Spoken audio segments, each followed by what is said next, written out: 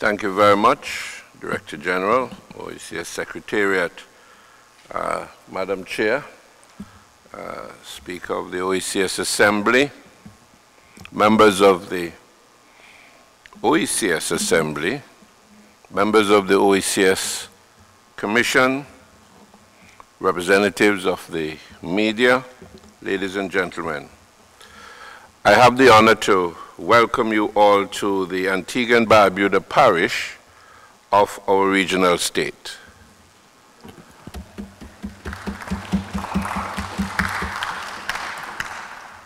I hope that your stay here will be both productive and enjoyable.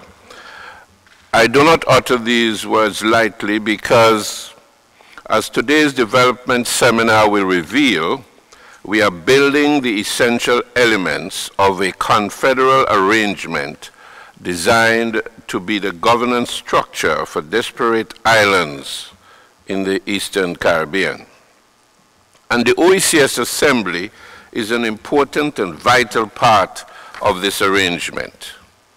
We are gathered here to engage in a very important and historic exercise that has profound implications for regional economic and political integration. Over the next 2 days, we will have this development seminar guide us in the workings of the OECS Economic Union Treaty and the OECS Assembly, as well as the historic first business session of the Assembly itself. I wish to thank and commend the OECS Commission and its Secretariat for holding this development seminar for members of the newly constituted OECS Assembly and for all the hard work that has gone into its organization. I look forward to the presentations that we will receive today, as our economic union is a project in the making.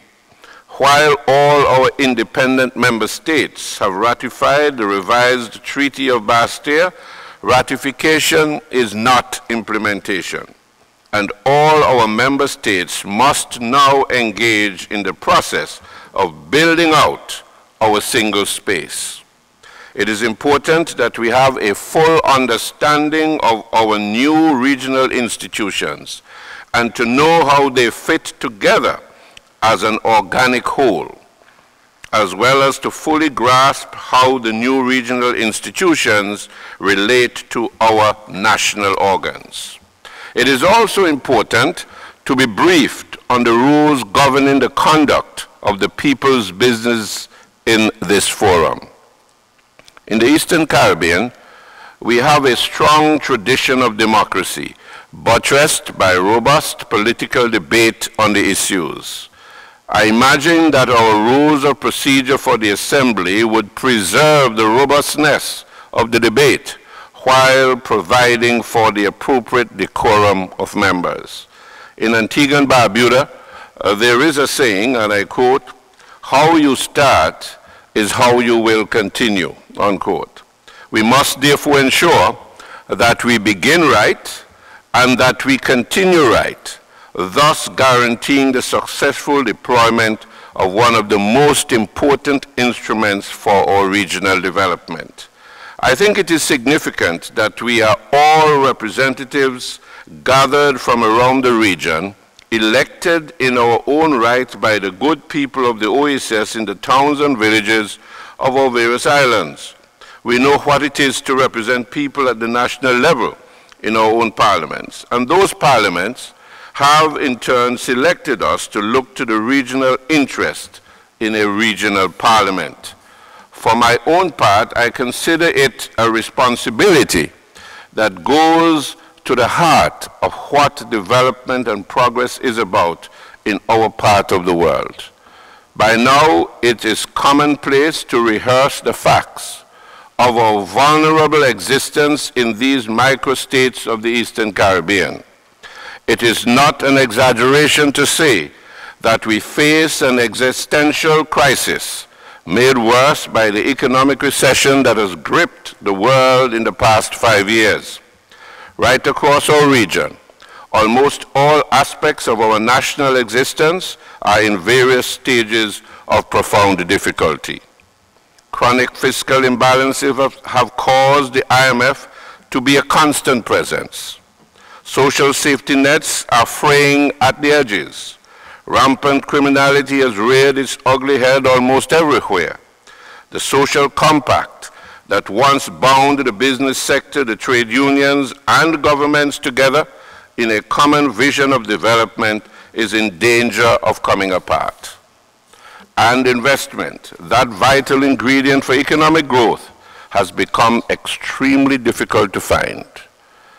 It is our responsibility as members of the OECS Assembly to face these challenges on behalf of the people we represent and to address them in a way that reverses the unflattering trend that has emerged over the past 5 years.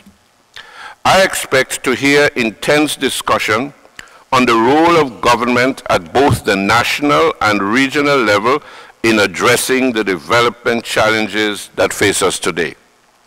I say to you today that if we believe that as nation states we can do this by ourselves, you in your small corner and I in mine, then we delude ourselves. And this is the reason for the very existence of the OECS, for us to do together what we have difficulty in doing by ourselves individually. This concept gave rise to the first Treaty of Bastia in 1981, and it is the basis for the revised treaty signed in 2010 in an even more profound way. Article 4(1)(e) of the revised treaty states simply that the purpose of the organization is to establish the economic union as a single economic and financial space. So there can be no doubt OECS Economic Union is the platform from which we engage the wider world, whether that wider world is CARICOM, CARIFORUM, the European Union, CELAC, or an international community that has no time for a gaggle of microstates, each saying something different. It is by now well known that Article 10 of the revised Treaty of Bastia makes provision for the establishment of an OECS Assembly. The OECS Assembly held its inaugural session right here in St. John's on 10th August of last year. Now we are holding the first business session of the Assembly, where the practicalities of our regional existence can reach this forum and be debated. I am hopeful that out of these sessions of the Assembly can come a regional consensus on the way forward in many critical areas, putting aside our national differences that sometimes spill over to spoil the achievement of a grand bargain. Our seminar today is about the nuts and bolts of our economic union and our assembly. We will look at the areas of legislative competence of the organization as enshrined in Article 14 of the revised Treaty of Bastia.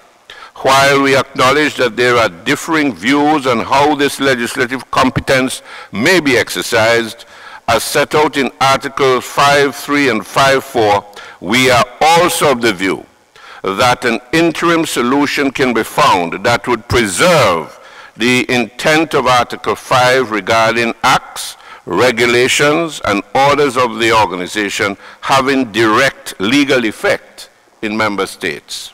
The great should not be an enemy of the good. We will look at the relationship between OECS and CARICOM because there is no doubt that there are areas of overlap and even inconsistency between the two regional integration arrangements that will need to be resolved. And we will examine the rules of procedure that will guide our debates as a proper parliamentary forum. The rules will be familiar to us as they do not stray from what we are accustomed to in our own national parliaments. However, while the rules can tell us when to stand, when to speak up, and when to shut up, the rules of procedure cannot provide content and strategic direction for our debates. For that, we will have to rely on our own collective sense of commitment to a higher regional cause.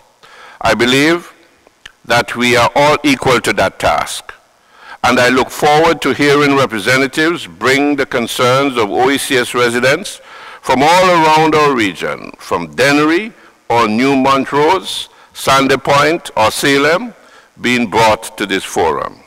The opportunity is in our hands to make the OECS Assembly a vital and relevant instrument for development in the Eastern Caribbean. And this development seminar that we launched today provides us to do exactly that.